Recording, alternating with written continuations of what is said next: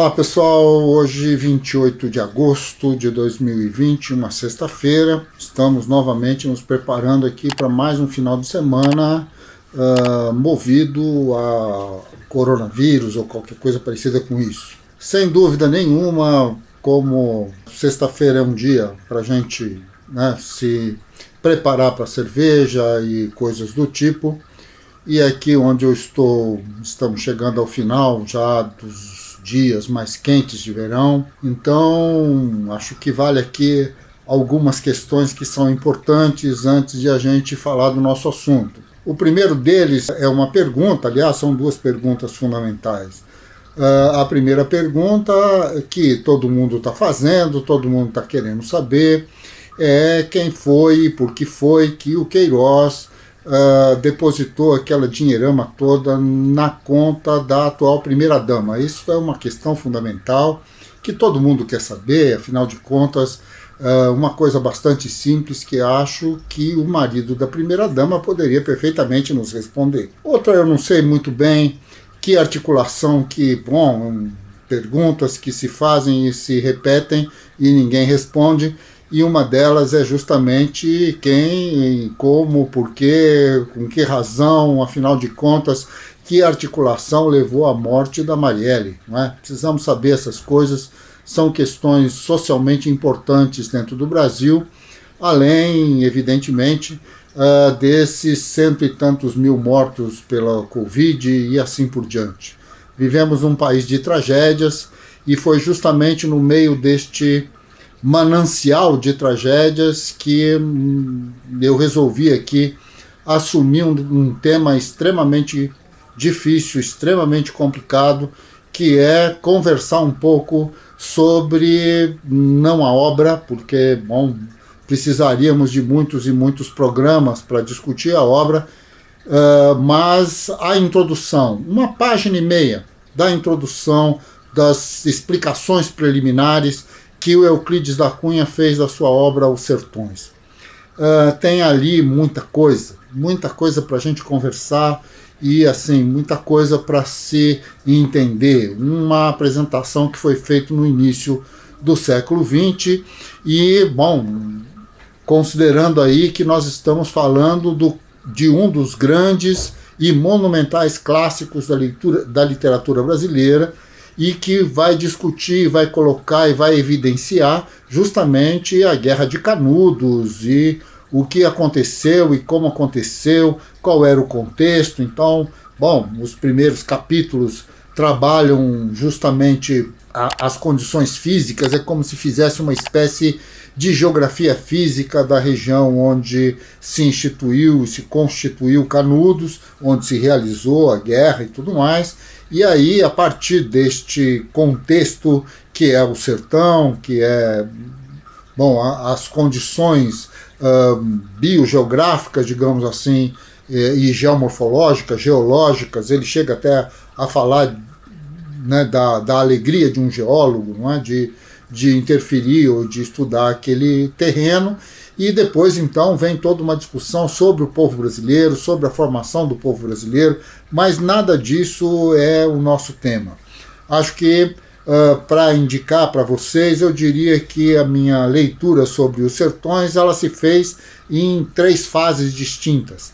Num primeiro momento, eu li a obra com muita dificuldade, um texto bastante arrevezado, criado no final do século XIX para o século XX, e assim, um português difícil. Eu, na época, era muito jovem ainda, e depois li o livro do Vargas Llosa, A Guerra do Fim do Mundo, uma releitura. Vargas Llosa lê Os Sertões de Euclides da Cunha, faz uma releitura e cria, então, do texto de Euclides da Cunha, um grande romance muito interessante, muito bonito, e que nos dá o contexto dessa guerra, do que aconteceu em Canudos.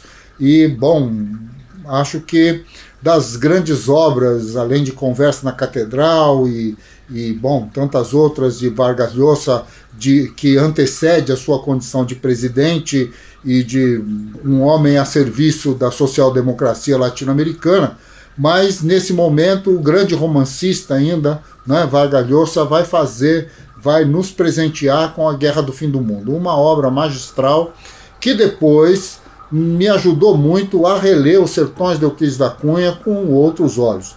Bom, de alguma maneira a gente vai amadurecendo, vai lendo os mesmos livros, às vezes tem que voltar, às vezes tem que voltar. Tem livros que não dá para deixar para uma leitura só. E, bom, Os Sertões é um deles, não é? Mas o que eu queria mesmo conversar com vocês é justamente a nota preliminar, né, escrita pelo Euclides da Cunha, e tem algumas questões aqui que são de fundamental importância. Bom, depois de apesar dos primeiros parágrafos não dizerem muita coisa, além de uma simples apresentação, ele vai dizer o seguinte, que ele intentou esboçar palidamente, ante o olhar dos futuros historiadores, os traços atuais mais expressivos das sub-raças sertanejas no Brasil. É interessante o uso da expressão, não é? Quer dizer, de alguma maneira, existe em Euclides da Cunha a ideia de raça como uma questão fundamental, e a ideia do brasileiro ser uma raça, e o sertanejo nas suas variantes sub-raças. E tudo isso, então, se estabelece como identificadores. Não é algo que tenha um caráter mais ou menos pejorativo, como hoje em dia. Mas, de qualquer maneira, a grande questão é que o texto vai avançando nessa direção, no sentido de dizer e identificar as coisas ou essas sub-raças do sertanejo que são identificadas da seguinte maneira: o jagunço destemeroso, o tabaréu ingênuo e o caipira simplório serão em breve tipos relegados às tradições evanescentes ou extintas. Então, de alguma maneira, 3 sub-raças podem ser identificadas no sertão brasileiro, segundo Euclides da Cunha. Este jagunço destemeroso, esse homem que, de alguma maneira, Guimarães, Rosa e outros tantos vão tentar identificar, não é, como aquele guerreiro que vai atravessar os sertões de alguma maneira, armados, lutando contra os grandes latifundiários, ou então sendo, na verdade, pagos e sustentados por esses mesmos latifundiários. Então, uma verdadeira guerra pelo poder da terra, pelo poder político, pelo poder em todos os seus sentidos, o poder econômico, e aí aparece o jagunço. O jagunço é uma espécie de soldado que vai, pago ou não, a serviço de alguém ou não, a serviço de si próprio, ou tentando, na verdade, sobreviver em meio a tudo aquilo, como no caso, talvez, o mais famoso deles, que é o Lampião, e, bom, figuras desse tipo. Mas esse seria, então, o tal do jagunço destemeroso. E aí vem o tabaréu ingênuo, isto é, aquele homem, bom, pacato, que você fala alguma coisa para ele, ele sempre acredita, e está sempre a serviço, e é sempre subserviente. E o caipira simplório, que é, de alguma maneira, uma espécie de variação desse tabaréu ingênuo. É interessante a maneira como Euclides da Cunha vai trabalhar tudo isso, vai discutir essas figuras, esses seres, não é? Eles serão trabalhados no transcorrer do livro Sertões. É interessante ver como eles são descritos, como que Euclides da Cunha identifica tudo isso, pelo bem ou pelo mal que isso possa significar. Gostemos ou não gostemos das classificações de Euclides da Cunha, porque isso é outra história, em nada tem a ver com a magistralidade da obra. Não é? Nós não podemos olhar uma obra com um olhar preconceituoso do preconceito que existe e que a gente identifica na sociedade contemporânea. Seria lamentável ver um autor como Euclides da Cunha sendo identificado como um racista, um sei lá o que, ou alguma coisa desse tipo. De qualquer forma, a grande questão é que ele termina, então, essa introdução dizendo o seguinte: a campanha de Canudos tem, por isso, a significação inegável de um primeiro assalto. uma luta talvez longa. Nem enfraquece o acerto o termo-la realizado nós, filhos de um mesmo solo, porque etnologicamente indefinidos, sem tradições nacionais uniformes, vivendo parasitariamente à beira do Atlântico, dos princípios civilizadores elaborados na Europa e armados pela indústria alemã, tivemos na ação um papel singular de mercenários inconscientes. Além disso, mal unidos àqueles extraordinários patrícios pelo solo em parte desconhecido, deles, de todos, nos separa uma coordenada histórica, o tempo. Aquela campanha, a campanha de Canudos, obviamente, lembra um refluxo para o passado, e foi, na significação integral da palavra, um crime. Denunciemo-lo. Assim termina a apresentação do seu Os Sertões, o grande Euclides da Cunha. Ele vê nas dificuldades, na fragilidade, no existir, digamos assim, desses povos que compõem, nas populações que compõem o sertão brasileiro nesse período, e ele vê nisso tudo uma violência fora do comum, um crime generalizado, alguma coisa que precisa ser denunciada e ser punida, digamos assim. De alguma maneira, há uma mediação entre a identificação que este homem faz da existência deste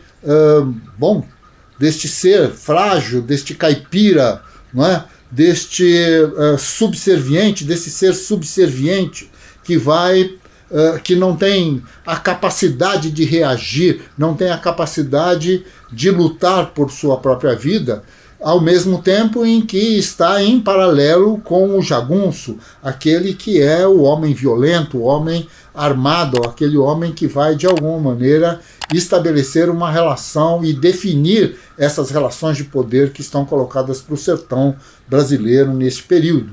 Nesse sentido, há uma profunda ambiguidade, digamos assim, para os termos de hoje, no texto de Euclides da Cunha. Esta questão da ideia de raça e, ao mesmo tempo, do extermínio dessas raças. Euclides chega a nos afirmar, inclusive, que há um avanço generalizado de uma civilização sobre este território e que este avanço desta civilização é o avanço do extermínio dessas raças, dessas sub-raças, desses povos, dessas pessoas, que essas pessoas estão destinadas a desaparecer. Porque, no final das contas, este processo civilizatório, ele é, ao mesmo tempo, um processo genocida. É interessante, de alguma maneira, essa discussão ela vai sendo retomada durante todo o século XX e, neste momento do século XXI, esta nossa percepção do significado das sociedades indígenas no Brasil ou das questões da violência racista que existe no Brasil, os problemas que vivemos no nosso país, eles de alguma maneira estão, digamos, antecipados, se é que a gente pode dizer assim, mas explicitamente colocados em pleno início do século XXI por um Euclides da Cunha.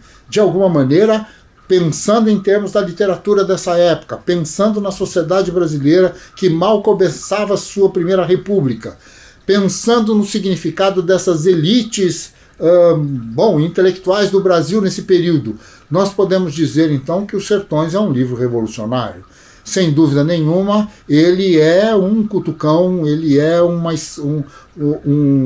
movimento de construir ou de escavar dentro da sociedade brasileira, justamente este conflito entre a ideologia das elites, a subserviência de determinadas relações sociais, da maneira como elas se constituíram nos 500 primeiros anos ou 400 primeiros anos da Constituição do Brasil, e depois de tudo isso, como essas elites, na sua violência, usam exatamente dessa sua relação, desse seu discurso, para controlar, para destruir, para constituir, para legitimar, junto a essa mesma população pobre e periférica e favelada, uma figura como Jair Bolsonaro ou coisas desse gênero, que não é, na verdade, nem mesmo a figura proeminente dessas classes dominantes.